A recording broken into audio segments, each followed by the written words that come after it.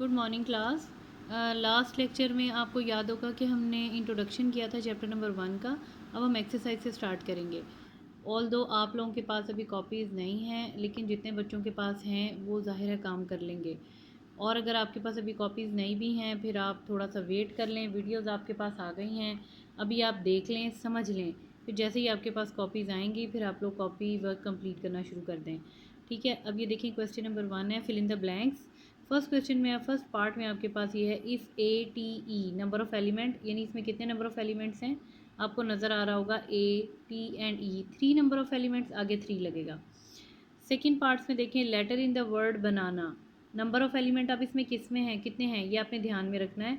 BANANA, इसमें जो repeat हो रहे हैं अल्फ़ाबेट्स वो आप नहीं लिखेंगे। तो जो नॉन रिपीटेड हैं वो है BA और N, 3 अल्फ़ाबेट हैं, इसलिए इसके नंबर ऑफ़ एलिमेंट 3 बनेंगे।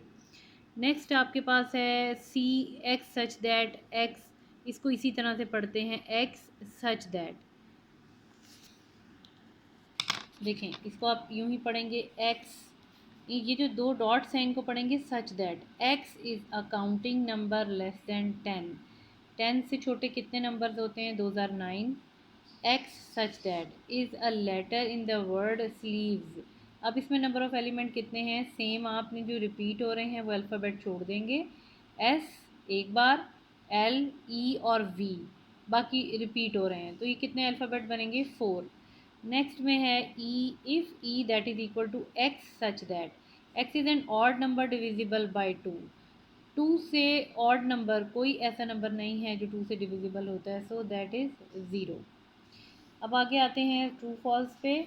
अब ट्रू फॉल्स में हम ये देख लेते हैं, zero is a null set, um ये फॉल्स है इसलिए कि zero is an alphabet, sorry, zero is a number. और ये जैसे आपके पास नेचुरल नंबर्स होते हैं वो 1 to up to so on होते हैं, इसी तरह होल नंबर ज़ीरो से स्टार्ट होते हैं। तो ज़ीरो आपके पास एक काउंटिंग नंबर है, तो ये नल सेट नहीं है, इसलिए ये फॉल्स है। Equivalent set contain the same number of element, मैंने आपको बताया था इक्विवेलेंट में क्या होता है, हमारे पास नंबर ऑफ़ एलिमेंट यानी कि 2 सेट हैं, दोनों के नंबर ऑफ़ एलिमेंट, एक में 3 है तो दूसरे में 3 होंगे। Cardinality of the set of positive integer is infinity, ये भी मैंने आपको करवाया था। व्हाट इज़ कार्डिनैलिटी, अच्छा, कार्डिनैलिटी की मैंने आपको डेफिनेशन करवाई थी, number of element in a set, एक सेट में जितने भी नंबर ऑफ़ एलिमेंट है उसे कार्डिनैलिटी ऑफ सेट कहते हैं। Of positive integer is infinity, obviously natural number ले लें, होल नंबर ले लें, इंटीजर्स ले लें, वो सब आपके पास इन्फिनिटी होते हैं, यानी उनको हम किसी एक जगह स्टॉप नहीं कर सकते। अच्छा, A intersection B is a null set, then A and B do not have common element. अगर दो सेट्स में, अभी मैं आपको ये करवाऊंगी कॉमन एलिमेंट, इंटरसेक्शन क्या है, यूनियन क्या है, एनीवेज थोड़ा सा समझ लें। इंटरसेक्शन का मतलब होता है कोई से 2 सेट्स हैं, उन दोनों में अगर आपके पास कोई कॉमन एलिमेंट नहीं है तो ज़ाहिर सी बात है इंटरसेक्शन भी नल सेट बनेगा। अभी क्वेश्चंस करेंगे तो और क्लियर हो जाएगा आपको। The difference between 2 sets is equal to their intersection set, ये बिल्कुल गलत है। डिफरेंस बिटवीन 2 सेट्स, डिफरेंस और इंटरसेक्शन दोनों चीज़ें अलग अलग होती हैं, वो इक्वल नहीं होते। ठीक है, अच्छा अब हम स्टार्ट करेंगे क्वेश्चन नंबर 3 से। अच्छा क्लास, अब ये देखें, ये है आपके पास क्वेश्चन नंबर 3। अब क्वेश्चन नंबर 3 में आपको फाइंड करने को फ़िलहाल ये कहा है that you have to find A intersection B. अब ये कैसे फाइंड करेंगे, स्टेप्स आप ध्यान से देखते जाएं, यहाँ से मैंने सोल्यूशन स्टार्ट किया है, आप बिल्कुल इसी तरह से काम करेंगे। ए यूनियन बी, ए का मतलब पहले आप ए सेट लिखेंगे, उसके एलिमेंट्स हैं 2 4 6 8। आगे देखिए, यूनियन का साइन है तो आप भी यूनियन लिखेंगे। बी आपके पास है 1 3 5 और 7, ठीक हो गया। अब देखें, यूनियन का मतलब आप इन सारे सेट्स को यूनाइट करके कंबाइन करके लिख देते हैं, ये बनेगा 1, पहले 1 था, फिर 2 3 4 5 6 7 एंड 8, ये आपने यूनियन फाइंड किया, ये इसका आंसर है। समटाइम्स बच्चे जब होमवर्क करते हैं यहाँ ए लिख देते हैं, यूनियन लिख देते हैं, बी लिख देते हैं, बिल्कुल रॉन्ग मेथड है। जिस तरह से मैंने आपको 2 स्टेप्स में करवाया है बिल्कुल इसी तरह करेंगे। अच्छा, अब इसके बाद मैं आगे आपको भी क्वेश्चन नहीं कराऊंगी, ये इसी से हम आगे कंटिन्यू करेंगे। इस एक्सरसाइज में सिर्फ आपने 4 चीज़ें करनी हैं। First thing is A union B, फिर ये आपके पास नंबर 1 है। नंबर 2 में आप करेंगे ए इंटरसेक्शन बी या कोई से टू सेट्स का इंटरसेक्शन। थर्ड में आप करेंगे ए कॉम्प्लीमेंट या B complement, C complement, D complement, या टू सेट्स जैसे ए और बी हैं इनका आपने डिफरेंस फाइंड करना है, यानी इनको माइनस करना है। बस यही आपके पास इतना सा काम आपने इस पूरी एक्सरसाइज में करना है। पहला आपने ए यूनियन बी ये आपने कर लिया, अब हम करेंगे ए इंटरसेक्शन बी। आगे मैं क्वेश्चंस नहीं लिखूंगी, इसी से मैं आगे आपको एक्सप्लेन करूँगी। देखें अब आपके पास यही सेट है but you have to find A intersection B. ये आप समझ लें एक और आपके पास सोल्यूशन है। अब आप सबसे पहले अगेन ए सेट लिखेंगे 2 4 6 8, इंटरसेक्शन का साइन लगाएं। दूसरा सेट है आपके पास 1 3 5 एंड 7, वही दोनों सेट लिख लिए। इंटरसेक्शन में क्या करते हैं, दोनों सेट्स के कॉमन एलिमेंट लेते हैं। अब इनमें कोई कॉमन एलिमेंट है, इनमें कोई एलिमेंट भी कॉमन नहीं है, देख लें 1 3 5 7 और उधर 2 4 6 8 कोई कॉमन एलिमेंट नहीं है, तो इसको हम लिख देंगे एम्प्टी सेट। और एम्प्टी सेट को हम यूँ भी लिख सकते हैं, इसे फाई बोलते हैं, ठीक है। और ये आपके पास हो गया, ये आपने दूसरी चीज़ कर ली। ये आपके पास था जो इस पूरे क्वेश्चन में आपने टॉपिक नंबर 1 समझ लें, टॉपिक नंबर 2। थर्ड थिंग आपके पास है if you want to find A complement. A complement लिखेंगे तो आपके पास दो सेट होने चाहिए यू माइनस ए।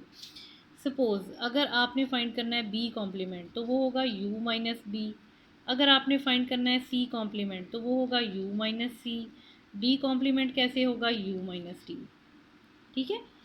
अब हम क्या करेंगे, अब देखिए हमारे पास यू सेट तो है ही नहीं, यू कहते हैं यूनिवर्सल को, माइनस साइन लगा लें।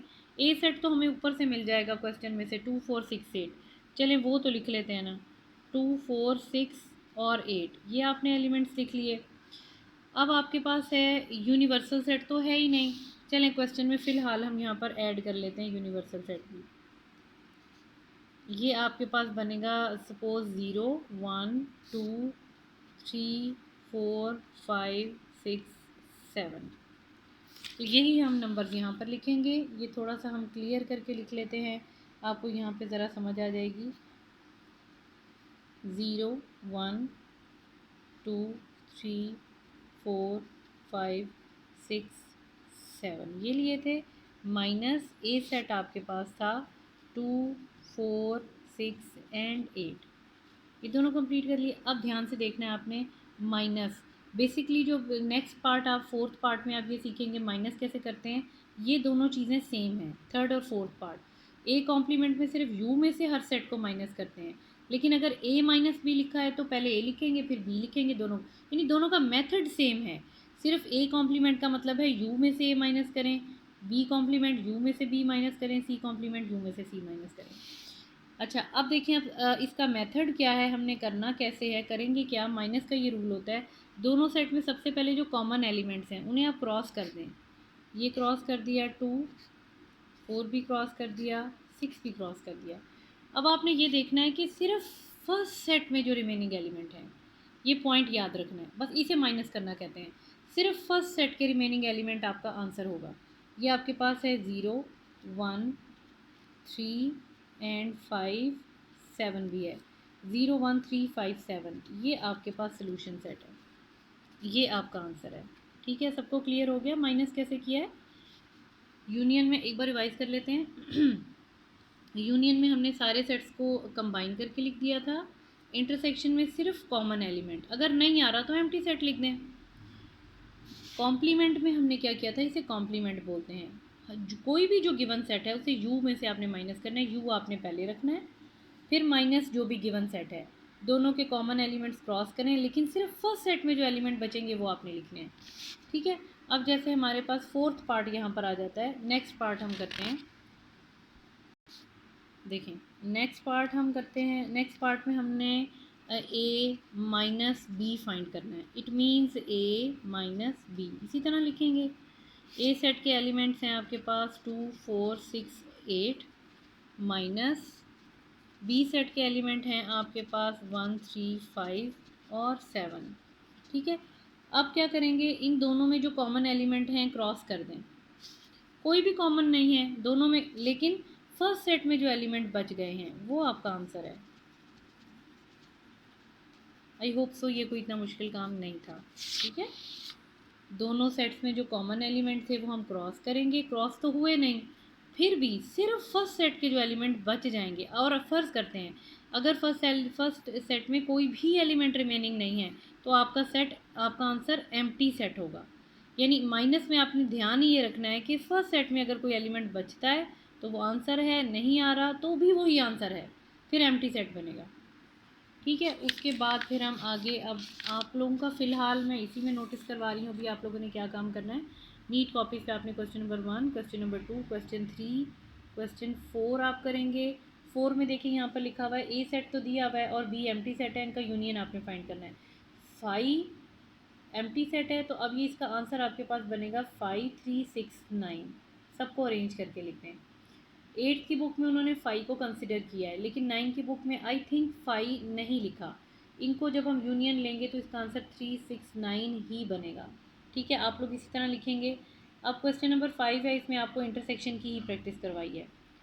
और क्वेश्चन नंबर 6, अब आपका जो होमवर्क है वो सिर्फ यहाँ 6 पार्ट तक है। अभी आगे की मैं आपको प्रैक्टिस नहीं कराऊंगी, सिखा बेशक मैंने आपको दिया है, लेकिन यहाँ तक आपका सिर्फ क्वेश्चन नंबर 6 के 6 पार्ट तक आपने होमवर्क करना है। With clear? चलें अब दोबारा क्लास में वापस आते हैं।